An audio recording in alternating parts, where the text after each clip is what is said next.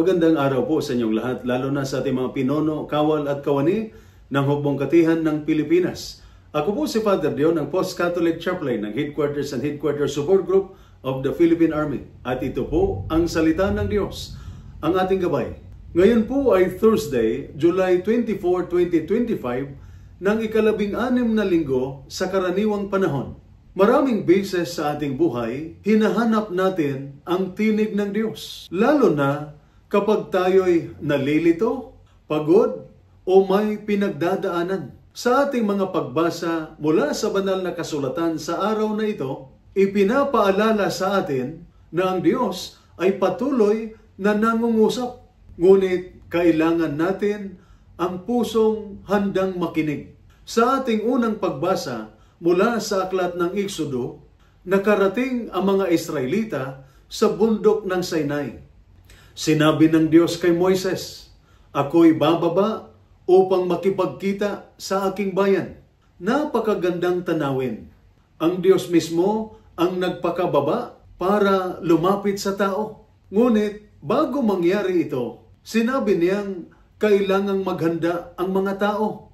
Linisan ang sarili at ihanda ang puso. Ibig sabihin nito, ang Diyos ay hindi malayo. Nais niyang makipag-ugnayan. Ngunit, kailangan nating maging handa. Hindi lang sa panlabas, ngunit lalo na sa puso at kalooban. Hanggang ngayon, nais pa rin ng Diyos na kausapin tayo. Hindi sa bundok, kundi sa ating mga puso, sa panalangin, sa katahimikan, at sa salita ng Diyos. Sa ating ebanghelyo naman, tinanong si Jesus kung bakit siya nagsasalita sa pamamagitan ng mga talinghaga. Ang kanyang sagot, sapagkat hindi lahat ay handang makinig.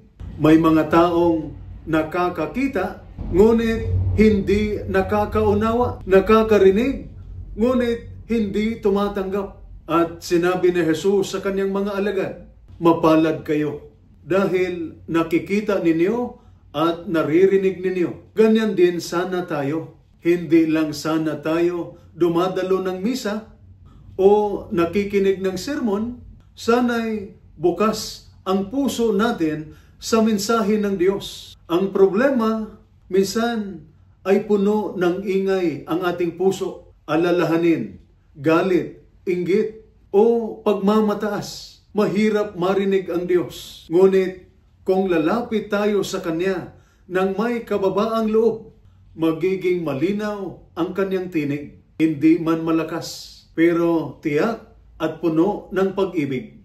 Ang Diyos ay hindi tahimik. Siya ay patuloy na nangungusap sa Biblia, sa ating budhi, sa kapwa at sa katahimikan. Ang tanong, nakikinig ba tayo? Tulad ng mga Israelita, ihanda natin ang ating puso. Tulad ng mga alagad, hilingin natin kay Jesus ang biyayang tunay na makakita at makarinig. Sapagkat ang Diyos na bumaba sa Sinai ay siya ring Diyos na gustong lumapit sa iyo ngayon mismo. Ito po ang salita ng Diyos, ang ating gabay.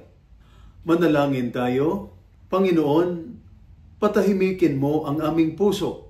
Buksan mo ang aming pandinig at pag-uunawa. Nais naming marinig ka. Hindi lamang sa salita, kundi sa puso. Amen. At sumainyo at sa inyong pamilya ang pagpapala ng makapangyarihang Diyos, Ama, Anak at Espiritu Santo. Amen.